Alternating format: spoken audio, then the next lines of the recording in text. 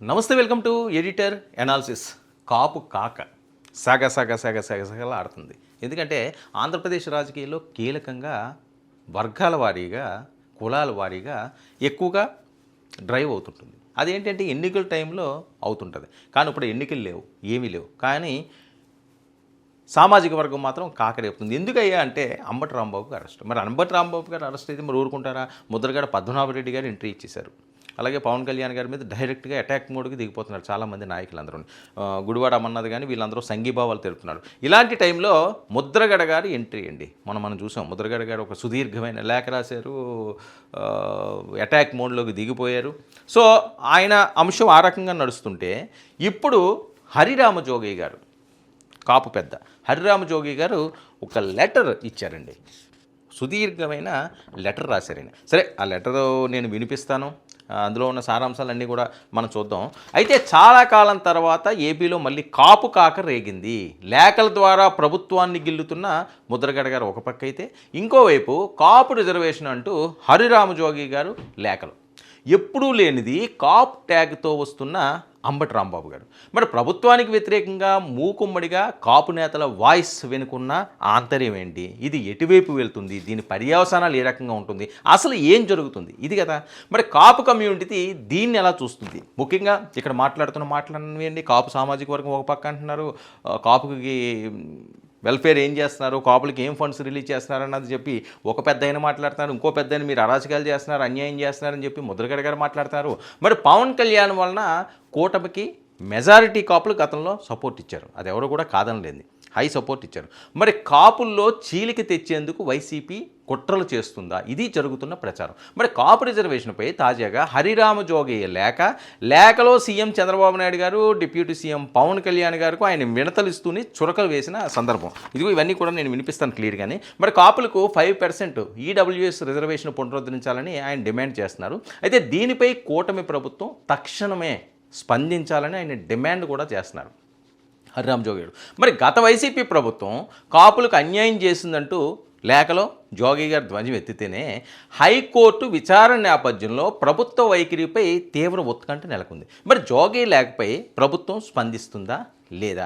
దీన్ని అంత సీరియస్గా తీసుకుంటారా లేదా? మరి మొన్న లేఖలో ప్రభుత్వంపై ముద్రగడ మాటలు దాడి, ఏపీలో ఎమర్జెన్సీ పెట్టాలంటూ ఆయన లేఖ రాసిన సందర్భాన్ని మనం చూసాం. అంబటి అరెస్టును ఖండిస్తూ కాపులపై అణచివేత అంటూ డైరెక్ట్గా అటాక్ మోడ్లోకి దిగిన ముద్రగడ పద్మనాభరెడ్డి గారు. మరి రాక్షస పాలనలో దహనకాండ అంటూ ప్రభుత్వంపై విరుచుకుపడ్డ ఆయన పెద్ద ఆయన. మరి అంబటి రాంబాబు ఇష్యూలో కూడా గట్టిగా వినపడ్డ కులం పేరు. మరి అంబటిని కాపు టైగర్ అంటూ సంబోధిస్తున్న జగన్మోహన్ రెడ్డి. మరి కాపు మహిళపై అరాచకం అంటూ అంబటి కూతురు మీడియా సమావేశంలో ఆవిడ మాట్లాడతారు. ఇక మూకుమ్మడిగా కాపు నేతలు ప్రభుత్వంపై విమర్శల దాడి వెనుక అసలు వ్యూహం ఏంటి? ఇది ఎటువైపు డ్రైవ్ అవుతుంది? దీని పర్యవసానాలు ఏ రకంగా ఉంటాయి? మరి లేఖాస్త్రాల అసలు ఆంతర్యం ఏంటి? ఇప్పుడు హరిరామజోగి గారు ఏమి లాకి రాశారు ఒకసారి చదివి వినిపిస్తాను. గౌరవనీయులు నారా చంద్రబాబు నాయుడు గారు ముఖ్యమంత్రి వర్యులు, గౌరవనీయులు పవన్ కళ్యాణ్ గారు ఉప ముఖ్యమంత్రి వర్యులు, కోటి తక్కువ కాకుండా ఆంధ్రప్రదేశ్ రాష్ట్రంలో నివసించనున్న కాపు, తెలగ, బలిజ, ఒంటరి కులస్తులకు విద్యా ఉద్యోగాలలో అగ్రవర్ణాల 10% ఈడబ్ల్యూఎస్ కోటాలో 5% రిజర్వేషన్ కలుగు చేయుట గురించి. ఇది దీని స్టార్టింగ్ సారాంశం. మరి ప్రస్తుతం ఈ 4 కులాలు అగ్రవర్ణాలుగా పరిగణింపబడుతున్నాయి.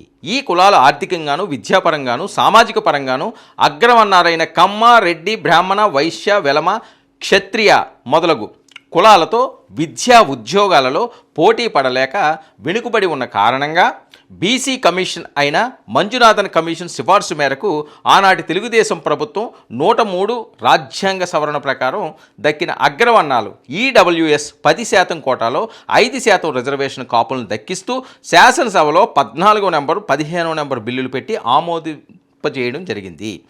ఇక ఈ బిల్లులు గవర్నర్ ఆమోదం పొందడం, అమలుకు వీలుగా జీవో నెంబర్ 45 ద్వారా గెజెట్ నోటిఫికేషన్ ఇవ్వడం జరిగిపోయింది.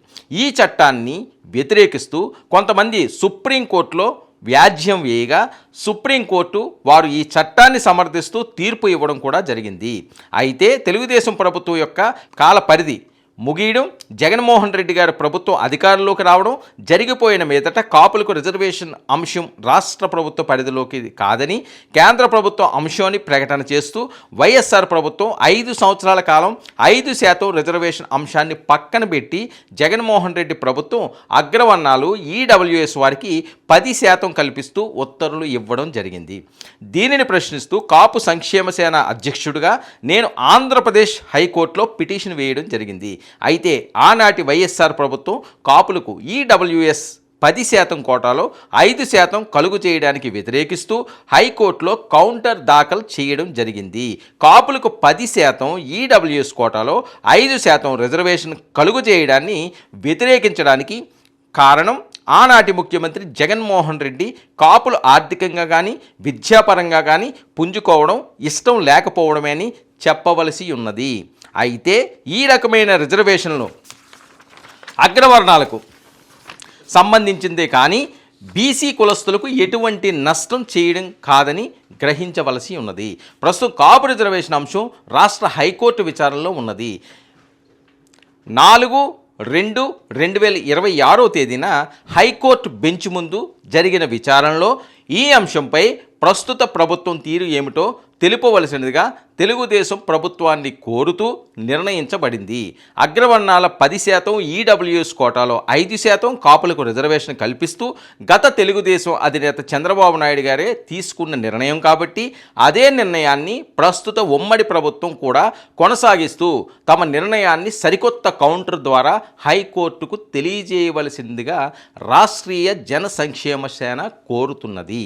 2024 సంవత్సరంలో జరిగిన ఎన్నికలలో కూటమి పార్టీలు దిగ్విజయంగా నెగ్గి ప్రభుత్వ ఏర్పాటు చేయడానికి ముఖ్య కారకులు కాపు కులస్తులు అని వేరే చెప్పవలసిన అవసరం లేదు.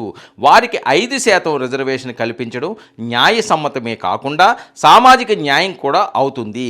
చంద్రబాబు నాయుడు గారు ముఖ్యంగా పవన్ కళ్యాణ్ గారు పాజిటివ్గా స్పందిస్తారని కాపులకు 5% రిజర్వేషన్ కల్పించడంలో ఆశిస్తూ చేగొండి హరిరామ జోగయ్య, అధ్యక్షులు రాష్ట్రీయ జన సంక్షేమ సేన. ఇదేనండి హరిరామ జోగయ్య గారు సుదీర్ఘమైన లేఖ. ఇప్పుడు అసలు రాజకీయం మొదలైంది. ఏంటి, అంబటి రాంబాబు గారు అరెస్టు వ్యతిరేకిస్తూ పెద్ద ఎత్తున ఆందోళనలు జరుగుతున్నాయి. కాపు సామాజిక వర్గం అంతా కూడా ఆయన దగ్గరే ఉంది. అంబటి గారు కాపు టైగర్ అని చెప్పి జగన్మోహన్ రెడ్డి గారు ప్రస్తావిస్తున్నారు. వైసీపీ నాయకులు మాట్లాడుతున్నారు. దీన్ని ఒక ఏదో సామాజిక వర్గాల మధ్య ఒక గొడవలాగా ఓ డ్రైవ్ అయితే నడుస్తుంది ఆంధ్రప్రదేశ్ రాజకీయాల్లో. ఇలాంటి టైంలో కాపు రిజర్వేషన్ అనే అంశం ఈడబ్ల్యూఎస్ అస్త్రాన్ని హరిరామ జోగయ్య సంధించారు. ఇప్పుడు అసలు కాపు కాక మొదలైంది. ప్రభుత్వం ఏ నిర్ణయం తీసుకోబోతుంది? అంబటి అంశమే ప్రధానమా? మరి కాపులకు రిజర్వేషన్ అంశాన్ని ఏ రకంగా పరిగణలోకి తీసుకుంటుంది? హరిరామ జోగయ్య డైరెక్ట్గా పవన్ కళ్యాణ్ గారు మీదే బాధ్యత అని చెప్పి ఆయన ఎత్తిన ఈ బాధ్యతను పెట్టారు. మరి ఆయన ఏ రకంగా నెరవేరుస్తారు? కాపులకి ఏ హామీ ఇస్తారు? మరి ఆ రిజర్వేషన్ పరిస్థితి ఈడబ్ల్యూఎస్ ఏం జరగబోతున్నది చూద్దాం.